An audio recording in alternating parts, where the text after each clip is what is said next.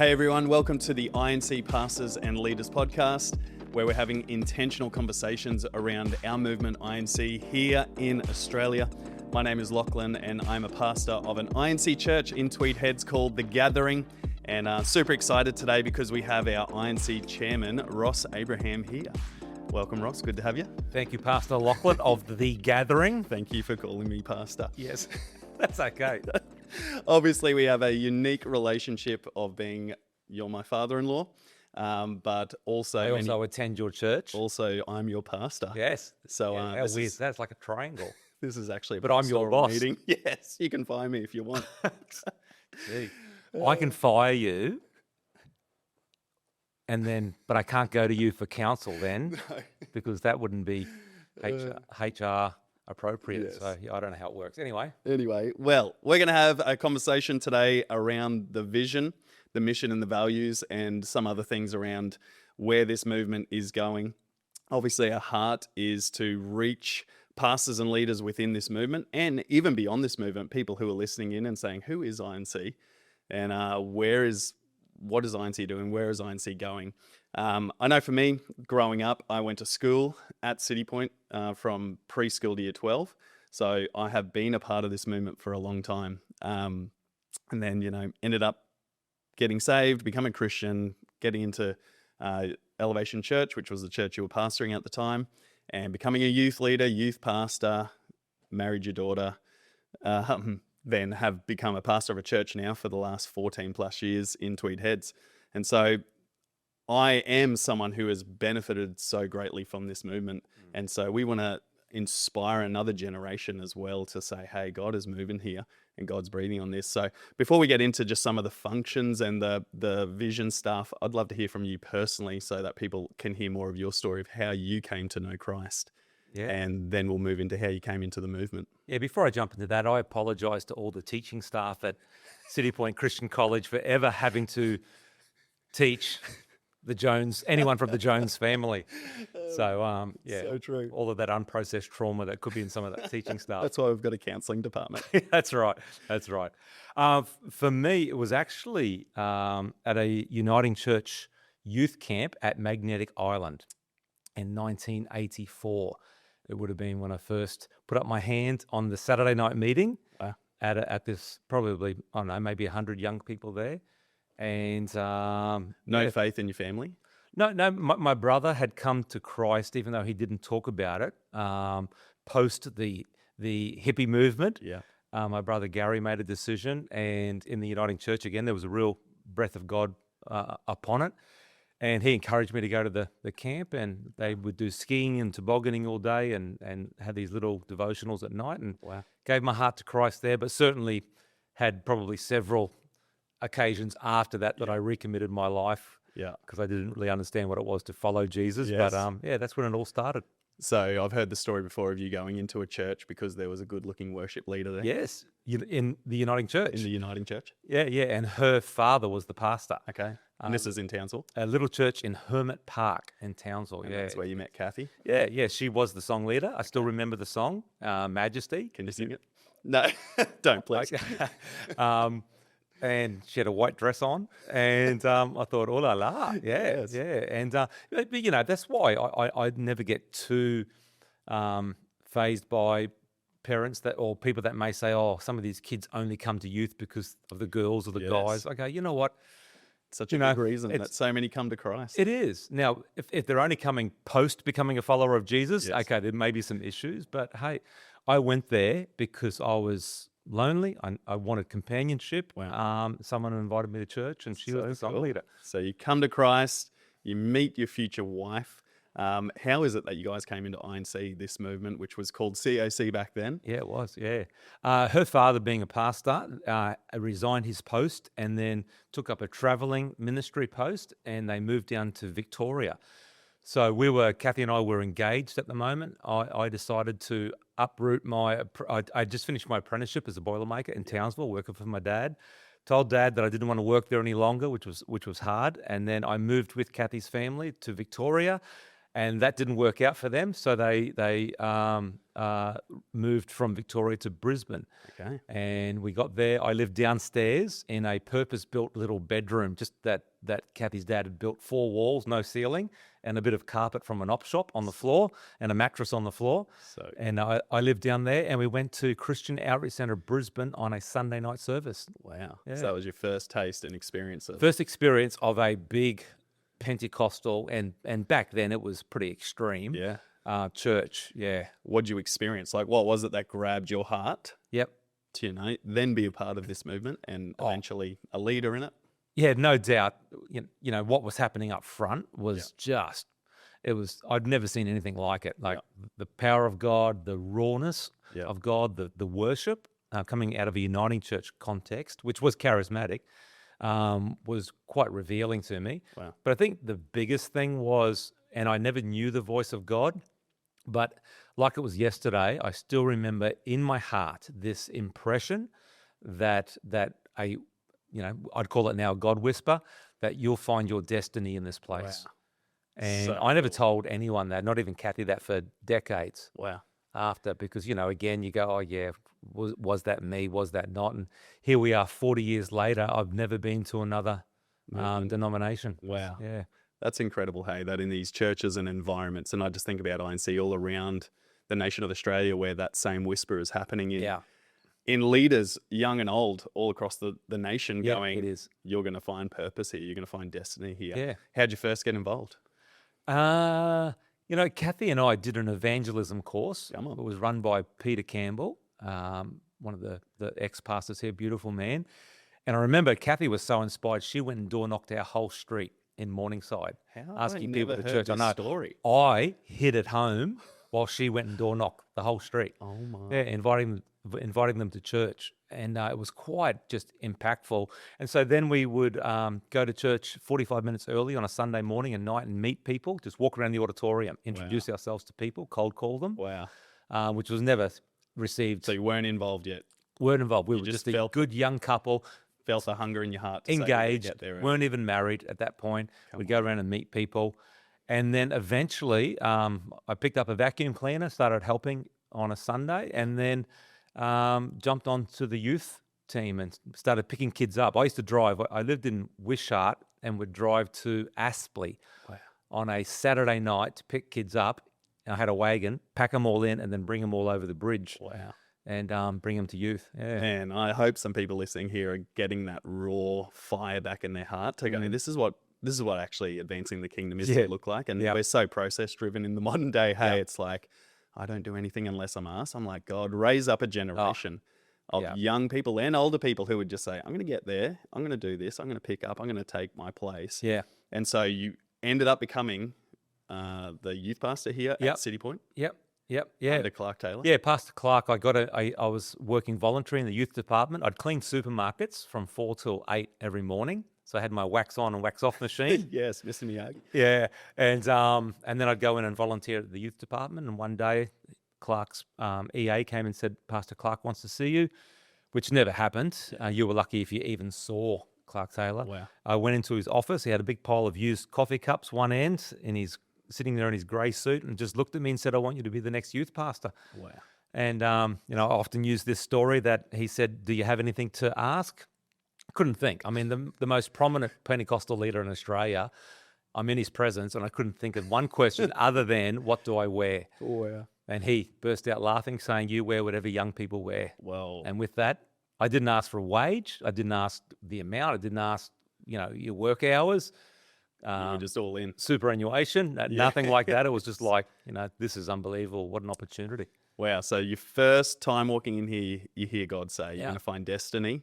Then I don't know what the time frame was before you're stepping in to be the youth pastor. Yeah. How many years that is? Yeah, that was a couple of years. Yeah. And then all those years later, you step in to be the leader of this movement, INC, here in Australia. And what an amazing thing to watch the dots connect. Yeah. Now you've been leading this movement for how long? Leading the movement now this is the start of my 15th year. Wow. And just to qualify what you just said too, I think people need to understand that for me, here we are. I'm 40 years or 38 years in INC. Yep. about 38. But my life has still been bookended, and everything in between has been, yes, I felt a God whisper, you'll find destiny here, but in between that was vacuuming floors, picking up kids in wagons, helping out wherever I could, volunteering in the youth department, mowing my pastor's lawn that we used to do for a year, and then do the edging and stuff like that.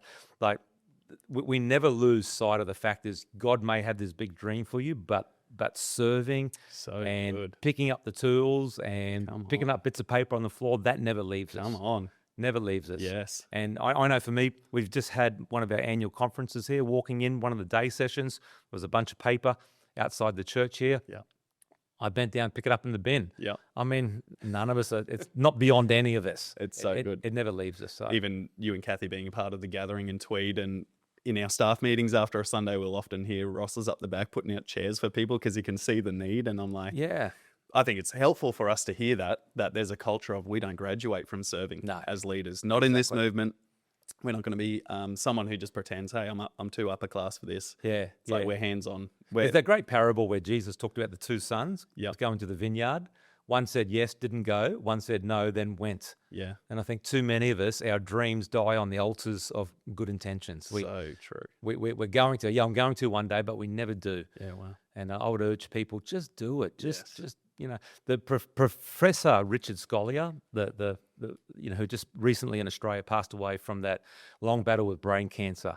In his legacy speech, he said along the lines of, if I had a legacy to leave for this nation, it would be simply, Professor Richard gave it a crack. Wow, come on. And I love that. And I think more people need to give it a crack. Wow. You never know what God's going to do. That's the Aussie spirit. It is. Give it a crack. See what happens. Yep.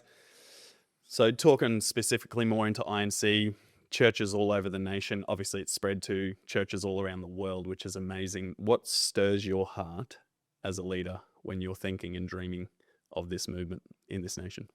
Oh, well, certainly church planting. I think we never want to lose that passion that is in our DNA to create new communities. And everyone should know you planted.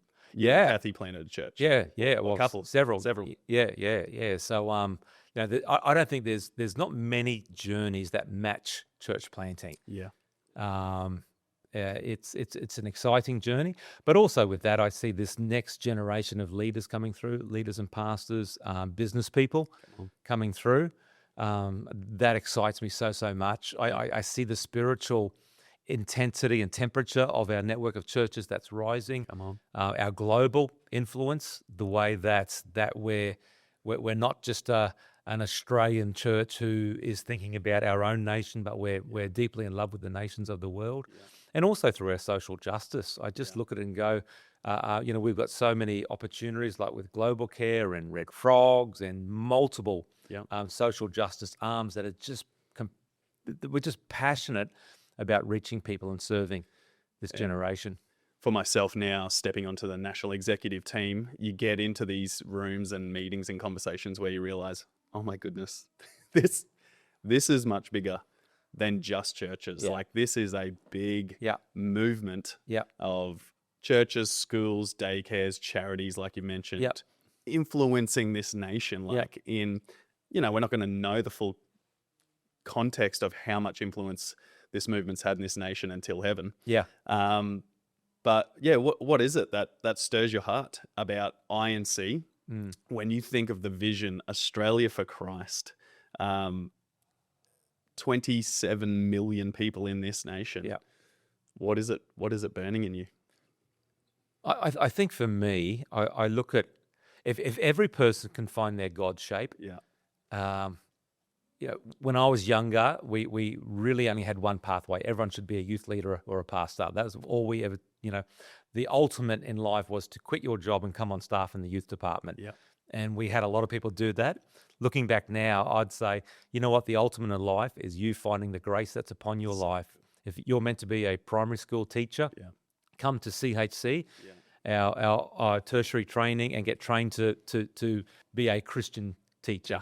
To teach Christianly in high schools. So to see a movement that really celebrate people finding their God shape. And, we live in a nation today that needs more people in Parliament, Christians who have a deep faith. We need people in the arts. We need people, in the business world. Yeah. I would love to be a part of a movement that celebrates that. So that in the local church, in the local community, you can be trained, you can find the skills that are necessary to set you up to win Wow. outside the four walls of the church. And I think someone, a part of your own family and story, I can see that being outworked. You've started a charity arm out of our own story of pain. Yeah. Beautiful Crazy, which is now in 20 plus hospitals around Australia. Yeah. Families are being influenced, stories and testimonies are pouring in. And I think you model it so well of like, hey, we're not just looking for bigger church services here. We're looking for transformed lives through the power of the gospel. And that's how Australia is going to come to Christ. Yeah. Like thousands of school students in schools every week. Yep. And we want to see teachers. I mean, a teacher at this school, Max Condong was his name, and he radically impacted my life. Wow. He could see a gift of leadership on me, but he could see I was using that leadership to steer people away. Yep. And he called me out one day and just said, hey, come sit up the back. And the hospitality department that he oversaw, they brought up a milkshake and a cake they made. And he pours it into a cup, and he cuts the cake in half, and he speaks into my life. And the whole class is turning around looking at me. And I remember being 15, 16 years of age and just being so impacted in that moment that someone saw the gold in me. All these years later, as I was pastoring a church, I tracked him down. I think he was a teacher at a different school now. Tracked him down, emailed him, and just said, hey, I just want to say thank you so much for sowing such a big seed into my life. And he sees my title as, pastor of this church, and he says, I'm so glad you finally found who you really were. Wow. A teacher. Wow. Spoke one moment into my heart. And I think that's a shift too for us as a movement is, again, we've always seen people working in church. That's ministry. Yes. Well, if that's ministry, what's a school teacher? What's a business person? What's an accountant, a lawyer? Yeah. And it's changing that narrative around. It's everyone's in ministry. Yeah. And so it's just not being on staff at a church. Yes. I mean, that's probably 0.01% of the population. If we can, and part of, for Kathy and I now serving in hospitals, if I can make the slightest impact in a hospital to people who may never walk into the four walls of the church because they see some kindness in a bag, then I look at that as a life well spent. Yeah, I was talking to someone in my church who's involved in Beautiful Crazy, and we were talking about getting more leaders and more people involved, and she was saying how someone from the community is in charge of keeping track of the stock for Beautiful Crazy down there at the headquarters. Yes.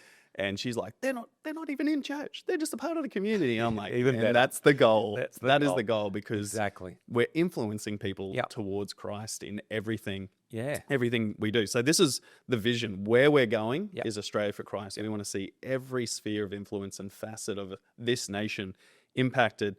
We got some values that we have that, really help us shape how we're going to get there. We're going to make disciples. We're going to empower leaders, and we're going to multiply healthy local churches. Healthy local churches. Yep. So vision, where we're going, Australia for Christ. The mission, how we're going to get there. We're going to outwork these values in our mission statement. So empowering leaders is something you've done so well in your own leadership. Sometimes we have a perfect formula of what we would love to see happen, and you think it hasn't happened. Yeah. But I remember talking to you maybe a year ago at looking at the leaders who are now leading churches that came out from under you. Yeah. What is a tip that you've got there for raising up? Well, I'm glad you said that. I've got a book that I'm selling. Yes. The 5 tips. Yes. Look, and I am one dimension of that, but I think for myself, it's certainly being okay not having to be the smartest person in the room. I recognize that a whole bunch of people are way more gifted, way smarter than me, and being okay with that. Yeah. I think that creates an environment for growth. It creates an environment for people to take a risk. That's good. I think as a leadership team, we have we've created too many risk adverse because we've seen failure as final and we've seen this as weakness. But I think that authentic leadership says, you know what, 2 Corinthians 12 tells me that Jesus actually works best in weak spots. Yeah, wow. So why are we so afraid of not having all the answers, not having all the perfection, not having all the ducks in a row? So good. That there's actually enough room there for people to step in, fail or succeed, and be celebrated. Wow. The Humpty Dumptys can still get put back together again. So good. And get ready for their next mission. So good. Never write off. Or never call it a write-off, something that God only calls a renovation. Yeah, and I think creating environments that people can fail in and have fun. You've got to have fun. So good. There's enough depressing parts of building a church without us cultivating a spirit of depression in our staff. That's awesome. And I think we forget sometimes that Jesus still did promise to build his church. So true. And He's the leader. enjoy it. Yep. Enjoy the journey. Yeah. Yep. It goes fast. Well, I, for one, am one of those on the receiving end of you being an empowering leader. And so we want to encourage the other pastors and leaders who are listening to this. Give room. Give room. Give room. Make space. Yep. People are going to fail. Yep. But they're going to preach heresy. They're going to preach stuff that you just go, I can't believe it. I mean, you have. I have. I mean, you do most Sundays. But I've got this list, honestly. Yes. If I knew I could meet with my pastor. But I look back at, some of the things I preached early on. Yeah. You go, how did I ever get away with that? But one of the things I loved about Clark was that he was a very forgiving person and wouldn't tolerate long term when there was some, certainly not theological issues. Yeah. But he gave you room to wow. find out who you were. So there's a culture of empowering leaders that's been there from the beginning. Yeah, which is definitely. super exciting to see that we're still walking in that legacy there. Yep. You said at the 2026 conference, which was this year, a great analogy around the movement that there's the car and there's the bus. Maybe just refresh us on that. The movement. We were laughing about this term before, the movement. I could say INC, but yes. It's one of the beautiful things about our movement is that we give the freedom for people to have their local vision.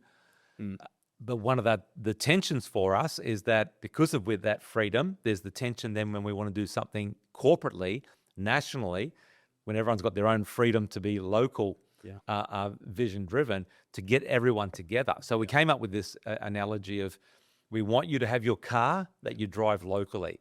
Man, you drive it where you feel the Spirit is leading you. You resource it. We celebrate that. But we do also have a national bus that occasionally throughout the year, I want all of us to jump on. And that may be, we're all going to contribute to buy to purchase an asset in a future growth corridor. So good. That a local church in their car can't do by themselves. Yep. But as a movement, we can. Yeah.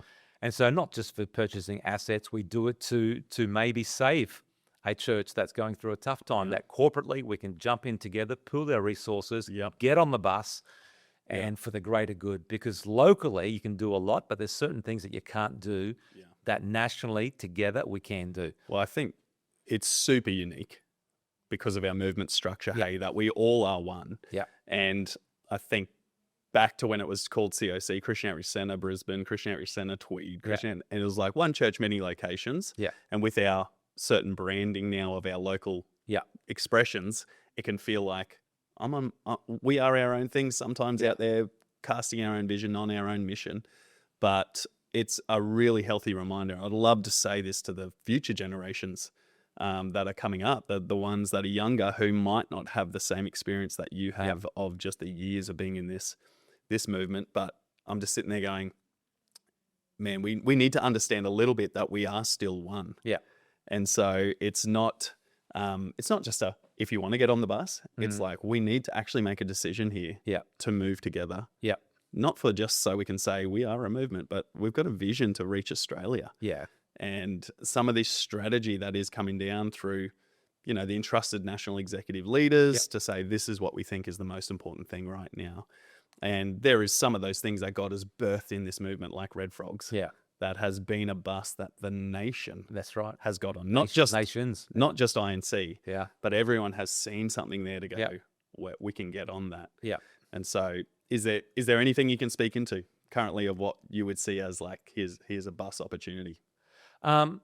Just to backtrack a little, to help people, give them some context to the reason why we went to everyone having their own name Yeah. wasn't because it was a God-inspired dream. It was actually in a response to a lot of hardship our movement went through, where there was a lot of leadership pain, leadership disappointment. Yeah. And so it did somewhat fracture us as a movement. And so people found safety in developing their own brand locally where they could protect. And I get it. I was one of them.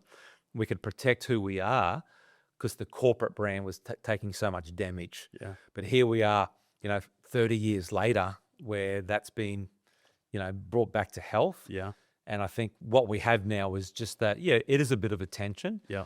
But it's also one of our great strengths, again, that we are empowering. Yeah. So we let people find their own place, their own grace. But I think moving forward, opportunities to get on the bus. Look, no doubt, still church planting. Wouldn't it be great if, as a movement, we could combine our resources, not just financially, but people-wise? Yes. Someone may have a kids pastor or a worship leader that's looking for an expression, that someone else may have a good lead pastor that we can pull together as a church plant. It's different. It's unique. As I said, the purchasing of assets, starting of more schools, more early learning centers across this nation. We need to get into our kids, into the harvest field with our young people. So right across the nation, it's never going to stop. There's always going to be a need. But we as a national executive want to be very strategic about, we can't do all of them, but we can do a handful really, really well. So good. Until we build up enough capital so that we can do more and more and get some momentum. That's awesome. And there's going to be that big bus analogy of, hey, we're all got an opportunity to jump on here, but there's going to be some smaller opportunities to partner together of like local churches. I know hearing from John O'Gula at Suncoast and Pete Kinsella at Orange, and they're working together to help really strengthen one of our INC churches in Canberra. Yeah. And how much you just think, man, we need a thriving church in Canberra. Hey, and the nation's capital. Like, people that are offsetting their parked money against other churches' debt. Yes. And so, that's happening right across the movement. Churches paying off other churches' debt. It's amazing. It is, It really is amazing. It's pretty special. And I've been on the receiving end of some of that. You have, from other churches. Yeah. Just like, wow, what a blessing that it just feels like family coming together to say we're going to help each other out. I think too, quick fits. I suppose we started these in INC. Yeah. But I look at it and go, hey, you imagine if we can buy a building in, let's just say, Western Sydney, because I talk about that a lot. And but we need 100 tradies over a month to deck this thing out to save on building costs. Yeah. As a movement corporately, to pull men together for a month, men and women. Yes. For a month collectively to fit out a church, I think there's no greater joy that can fill a tradie's heart who may not be the upfront preacher, but they can swing a hammer or a nail gun, as it would be today, and come together for that collective good. Get on the bus. Let's make a difference. So good. Yeah. Well, Ross, it's exciting to hear just some of this passion bursting out of your heart for this movement for Australia, to see Australia come to Christ. And we just honour you. We honour Kathy. Obviously, I have a unique seat at the table being family there, but I just want to say to everyone listening, and I've seen this from when I was young here at this church, City Point, and you were an associate pastor here, that I could see there was a genuine heart in you to walk in integrity and to be the same person on a platform, off a platform. And I think that's just what I love, is the genuine heart that you carry. So we just want to say as a movement, we honour you, and we're just so thankful that you guys are steering the ship in this season. So thanks for chatting. Thank you, Pastor Lachlan. No worries.